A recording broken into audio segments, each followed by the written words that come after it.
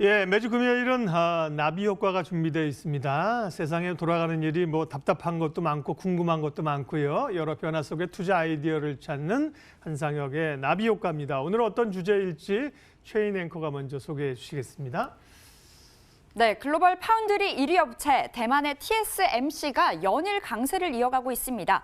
올 한 해 주가만 무려 40% 넘게 급등을 하면서 결국 이 삼성전자의 몸값보다 비싸진 건데요. 삼성전자 이 주력으로 하고 있는 메모리 업황의 둔화 때문에 이 반도체 영업이익이 반에 반토막이 났지만 TSMC는요 계속해서 이 파운드리를 통해 실적을 이뤄가고 있고요. 이 좋은 흐름을 이어가고 있습니다. 또 긍정적으로 보여지는 건 대만의 외국인들이 최근 러브콜을 보내면서 이 TSMC가 힘을 받고 있다는 겁니다. 한편 지난 4월에 삼성전자 이재용 부회장이 이 반도체 비전 2030을 발표를 했습니다. 거기서 비메모리 반도체 분야에 총 133조 원, 정말 엄청나게 통 큰 투자를 통해서 비메모리 반도체 세계 1위를 만들고 말겠다. 뭐 그런 포부를 내비쳤는데요. 그런데 이재용 부회장의 이 뚝심이 통한 것 같습니다. 이 삼성전자가 사상 최초로 인텔에게서 이 CPU 위탁 생산을 따낸 겁니다. 그간 이 간단한 부품 정도는 이 계약을 한 바 있지만 이렇게 주력으로 하고 있는 시스템 반도체의 CPU 위탁 생산 이 부분을 이 계약을 한 점 사상 처음이라는 점에서 시장은 의미를 두고 있습니다. 때문에 올 한 해 이 상승세를 이어갔던 비메모리 관련주들 다시금 좀 잠잠해져 있는 상황인데요. 다시 이 호재 속에 청신호를 켤까 시장은 관심을 쏟고 있는 상황입니다. 앞으로 삼성전자가 TSMC의 아성을 무너뜨릴 수 있을지 또 인텔이 이어준 이 훈풍을 타고 관련주들이 다시금 살아날 수 있을지 한상혁의 나비 효과에서 체크해 보시죠. 예, 오늘은 비메모리 얘기군요. 유한타증권 파이낸스허브 강남점 한상혁 과장 와 계십니다. 어서 오세요. 네, 안녕하세요. 굉장히 흥미롭고 사실은 투자자들이 꼭 알아야 될 분야 가운데 하나인데요. 네. 왜 비메모리 계속 그렇게 하는 거예요? 비메모리 영향력이 얼마나 크길래? 네. 제가 나비 효과를 올해 1월부터 진행을 네. 했었어요. 당시 첫 번째 주제가 뭐였는지 기억나세요? 글쎄요. 비메모리였어요? 아마 시청자분들도 네. 잘 기억 안 나시지 않을 것 같지만 제가 그 당시에 비메모리 반도체를 첫 번째 주제로 다루었습니다. 대한민국의 반도체가 나아가야 될 방향에 대해서 말씀을 드렸었고 인공지능 칩에 대해서도 좀 말씀을 드렸었어요. 당시에 이제 네페스가 이제 관련주로 제가 말씀을 드렸었는데 네. 당시 주가가 아마 9,000원 정도 됐을 거예요. 10,000원이 채 안 됐던 걸로 기억이 나는데 이후 주가가 좀 많이 올랐습니다. 그러면서 주가가 36,000원까지 올랐었고 지금은 이제 다시 조정을 좀 보이면서 2만 원 한 뭐 초중반 이 정도 형성을 좀 하고 있죠. 그럼 이제 비메모리 관련 업체들이 상반기에 좋은 흐름을 보였지만 하반기에는 분명히 조정을 받았단 말이에요. 그러면 비메모리 관련 업체들이 주가 흐름이 끝났느냐? 아닙니다. 전 그렇게 보지 않습니다. 끝나기는커녕 아직 시작도 안 했다라고 좀 보고 있고요. 비메모리 반도체 분야는 앞으로 급속도로 커져 나갈 겁니다. 그리고 삼성전자의 사원이 걸려 있는 분야이고 대한민국의 미래의 먹거리가 바로 여기에 있다라고 저는 생각을 하고 있습니다. 그렇기 때문에 오늘 나비 효과는 다시 한번 비메모리 반도체의 중요성에 대해서 한번 말씀을 드려볼까 합니다. 네. 그래요. 조금 전에 이제 최인 앵커가 말씀하시면서 대만의 TSMC를 얘기했습니다. 네. 우리의 삼성전자 같은 대표적인 이제 IC 반도체 기업인데요. 네, 그렇죠. 네. TSMC가 삼성전자 시가총액을 추월했다. 그거는 역시나 뭐 반도체 중에서도 TSMC는 비메모리를 많이 하기 때문입니까? 네, 맞습니다. 네. 거기에 이제 핵심 포인트가 있는 건데요. 사실 TSMC의 시가총액이 삼성전자를 추월했다라고는 하지만 삼성전자는 우선주가 있어요. 우선주까지 같이 포함을 한다라고 하면 아직까지는 삼성전자의 시가총액이 좀 더 높습니다. 본주만을 비교했을 경우에는 TSMC는 우선주가 없거든요. 그렇기 때문에 TSMC와 삼성전자 본주를 비교했을 때는 TSMC가 17년 만에 삼성전자를 추월을 했는데요. 일단은 이게 우리가 사실 대만의 업체인 TSMC를 한 수 아래로 보고 있었던 건 사실이었던 거거든요. 삼성전자의 경쟁 상대로 하면 뭐 인텔이라든지 애플이라든지 구글 정말 이런 글로벌적으로 넘버인 회사들과 비교 대상이었지 대만 업체와의 그런 경쟁은 솔직히 예전 같았으면 생각을 못했을 텐데 최근에 글로벌 IT 섹터에 분명히 변화가 생긴 거는 맞습니다. 보시면 TSMC의 주가 흐름을 보시면 왼쪽인데요. 주가 흐름이 연일 강세를 보이는 모습을 볼 수가 있고요. 오른쪽이 삼성전자의 주가 모습인데 아무래도 삼성전자도 최근에 주가가 올라오긴 했지만 왼쪽인 TSMC의 주가 흐름하고 좀 다른 모습을 좀 보여주고 있거든요. 이거는 분명히 글로벌 시장에서의 IT 시장에서의 그 변화가 있다라는 모습을 나타내는 거고요. 일단 뭐 반도체 같은 경우에는 메모리 반도체와 비메모리 반도체가 있다는 것은 시청자분들도 워낙 많이 들었기 때문에 아실 거예요. 메모리 반도체보다는 비메모리 반도체 시장이 3배 이상 좀 큰 시장이고요. 사실 비메모리라는 단어도 메모리 시장에 저희가 이제 강점을 보이다 보니까 한국에서 만든 단어이지 글로벌적으로 쓰이는 단어는 아닙니다. 메모리가 이제 데이터의 저장 기능을 담당하는 D램이나 뭐 낸드 플러시 쪽을 이제 얘기를 한다라고 하면 그의 모든 칩들은 거의 다 비메모리라고 보시면 돼요. 뭐 CPU라든지 그래픽 카드라든지 RF 통신 칩이라든지 이 대부분의 칩들은 비메모리 반도체라고 보시면 되거든요. 메모리 반도체가 이제 소품종 대량 생산 방식으로 경기에 매우 밀접하게 연관되어 있는 사이클을 가지고 있는 업종이라고 보시면 업종이라는 반면에 비메모리 반도체는 수요자 요구에 맞춰서 양산하는 주문형 방식이거든요. 그렇기 때문에 다품종 소량 생산으로 수급 불이치에 따른 급격한 시장 변화가 적습니다. 그런 특징을 가지고 있는데 이 시장은 상당히 역할 분담이 잘 되어 있는 시장입니다. 다음 표를 보시면요. 구매자가 여기 보시면 IP 플랫폼이라고 되어 있죠. 이 구매자가 나 이런 칩을 만들어 줘라고 요구를 하게 된다라고 하면 이거를 반도체를 전문적으로 설계하는 업체들이 있습니다. 이 회사들을 팹리스라고 합니다. 팹리스 회사들은 이제 구체적으로 이제 본다라고 애플이라든지 퀄컴 이런 데가 이제 팹리스 업체라고 할 수가 있고요. 이 팹리스 업체들이 설계를 하면 이거를 공장에 맡깁니다. 이 공장 역할을 하는 게 파운드리 업체들입니다. 이게 바로 대표적인 업체가 대만의 TSMC예요. 즉 설계를 위탁받아가지고 생산만을 하는 거고요. 생산한 반도체를 가지고 나중에 후공정, 즉 패키징이라든지 뭐 테스트라든지 이런 걸 담당하는 업체들이 후공정 업체들, OSAT라는 업체들로 이렇게 역할 분담이 참 잘 되어 있는 시장입니다. 삼성전자 같은 경우는 직접 설계부터 양산까지 가능한 업체들이고 아까 말씀드렸지만 애플이라든지 퀄컴 같은 경우에는 팹리스, 공장이 없는 설계만을 담당하는 팹리스 업체들인 거고 TSMC가 파운드리의 대표적인 강자라고 할 수 있는 거예요. TSMC는 애플과 퀄컴에서 주문을 받아서 제작하는 업체인데 최근에 5G 시대가 도래하면서 관련 칩 수요들이 폭발적으로 좀 증가를 하고 있고 TSMC의 줄을 서면서까지 위탁 생산을 좀 맡기고 있습니다. 반면에 삼성전자 같은 경우에는 메모리 쪽에 이제 특화가 되어 있다 보니까 D램이라든지 PC 서버 수요 같은 것들이 미중 간의 무역 분쟁 이슈로 인해서 가격이 올라오는데 애를 지금 먹고 있다 보니까 주가 흐름에서도 TSMC와 삼성전자의 주가 흐름이 차별성을 보이고 있다라고 보시면 될 것 같습니다. 즉 4차 산업혁명 시대에서는 메모리보다는 비메모리가 상당히 중요성이 더 커질 수밖에 없고요. 거기에 특화된 TSMC가 글로벌적으로 더 주목을 받았다는 점이죠.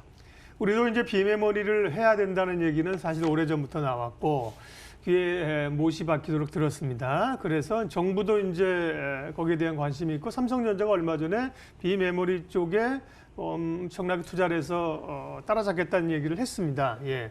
추진은 어떻게 되고 있습니까? 네, 뭐 앞으로 다가올 미래는 메모리보다는 비메모리 시장이 뭐 훨씬 더 중요하다. 이런 거는 다들 이제 어느 정도 인식을 하고 계실 거예요. 네. 제가 차트를 하나 가지고 나왔는데요. 한번 보실까요? 삼성전자의 주봉의 차트입니다. 1번을 보시면 1번 모습이 2010년, 2011년부터 2013년 이 시기에 이제 주가 흐름인데요.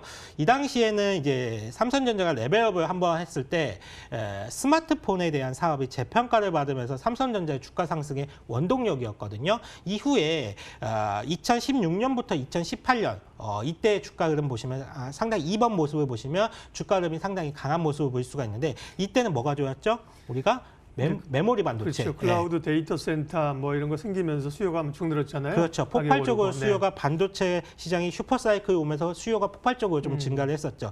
데이터 수요가 폭발적으로 증가를 하면서 반도체 가격이 자고 일어나면 뛰던 시절이었습니다. 그러다 보니까 메모리의 강점을 보이는 삼성전자의 주가가 레벨업을 한번 됐던 모습이죠. 그리고 지금은 이제 이 다음이 무엇이냐는 거죠. 삼성전자한테. 이 다음이 1번과 2번에 의해서 레벨업이 한 번 됐는데 다시 한번 레벨업을 하기 위해서는 어떤 게 과연 있을까라는 거죠. 삼성전자는 그 답을 저희에게 이미 주었습니다. 지난 4월에 삼성전자가 시스템 반도체 비전 선포식을 좀 가지게 되었는데요.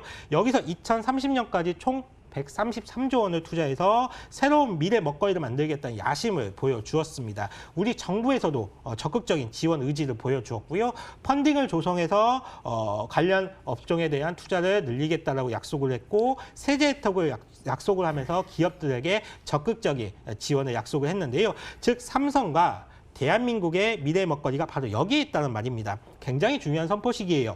이쪽으로 갈 거예요라고 방향성을 설정한 거기 때문에 상당히 중요한 선포식이라고 말씀을 드릴 수가 있고요.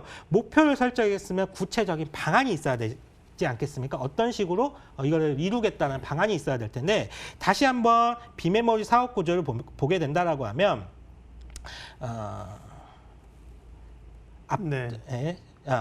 잠시만요. 예, 그 안에서도 이제 좀 집중하는 부분들이 좀 있나 보죠. 네. 비메모리 사업 구조를 네. 다시 한번 PPT를 다시 보시게 예. 되면요.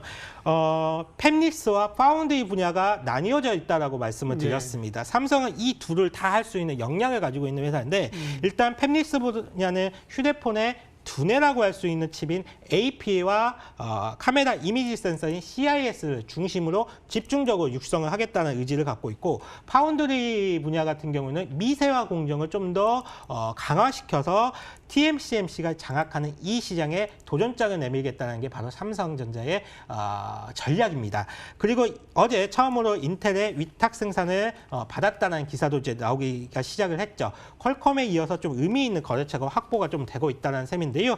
삼성전자 비메모리 사업 분야는 올해를 시작으로 이제 첫걸음을 뗐다라고 보시면 될 것 같습니다. 네.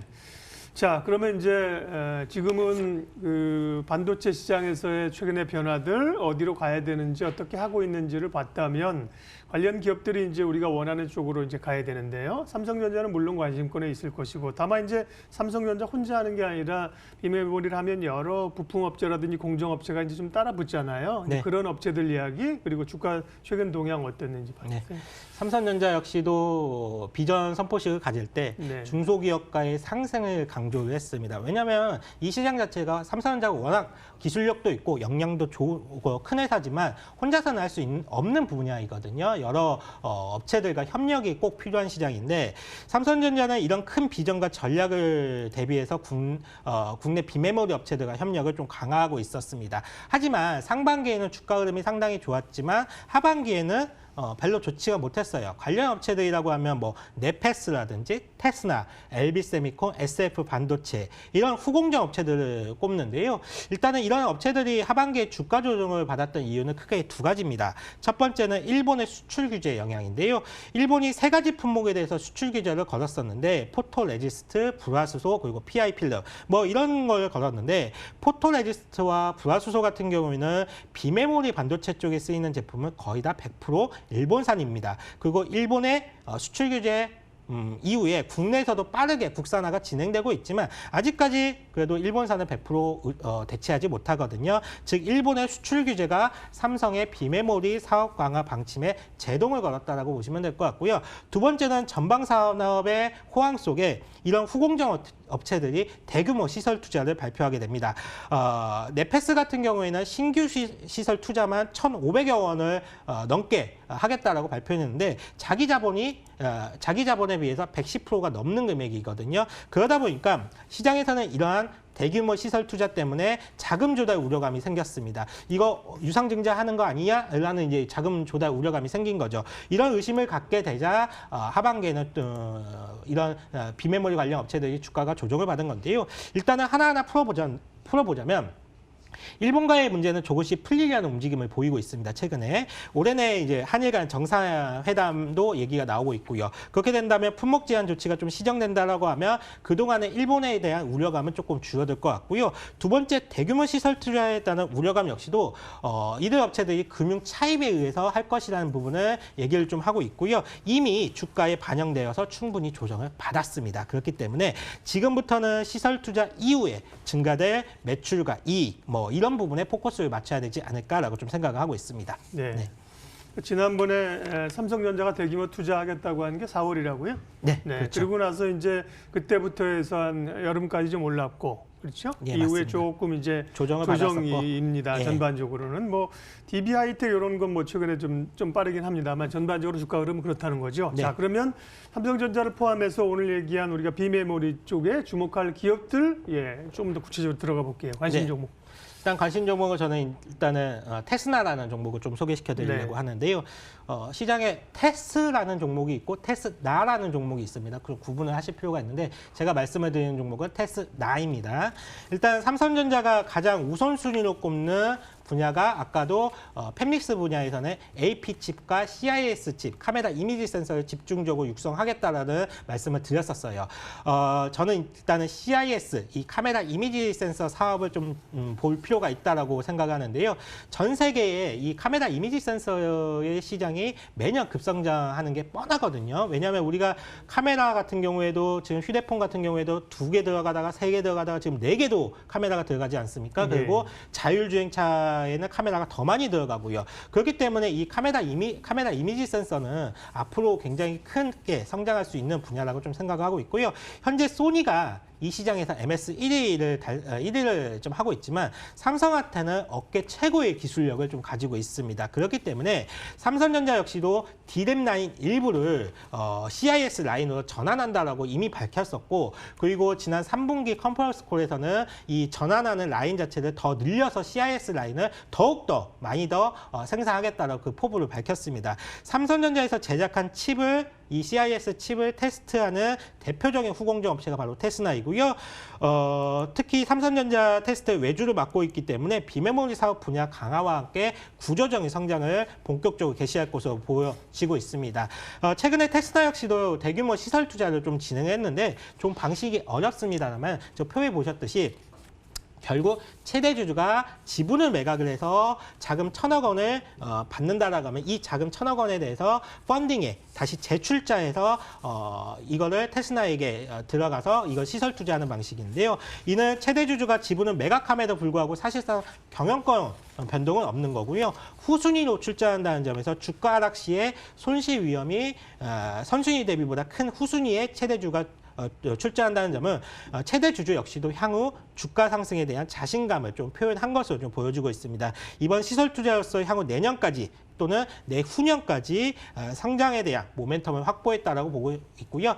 매출액과 영업이익 역시도 2분기부터 본격적으로 상승하기 시작을 했는데 뛰기 시작을 했는데 3분기 그리고 4분기를 지나면서 더욱더 가파른 성장을 보일 것으로 생각을 하고 있습니다. 그렇기 때문에 테스나를 관련 업종으로 최대 수혜주로 좀 꼽아보도록 하겠습니다. 네, 앞서 말씀하신 것처럼 이제 올 초에 이 비메모리 얘기를 하시면서 넷패스 얘기를 하셨는데 지금 보고 돌아보면 굉장히 큰 수익을 졌고 오늘은 이제 테스나를 주목해서 좀 발굴을 했고요. 앞으로 주목해 보도록 하겠습니다. 한상혁의 나비효과, 유한타증권 파이낸스부 강남점 한상혁 과장 함께했습니다. 인사드리면서 1부 마치고요. 잠시 후 2부에서 다시 뵙겠습니다. 고맙습니다.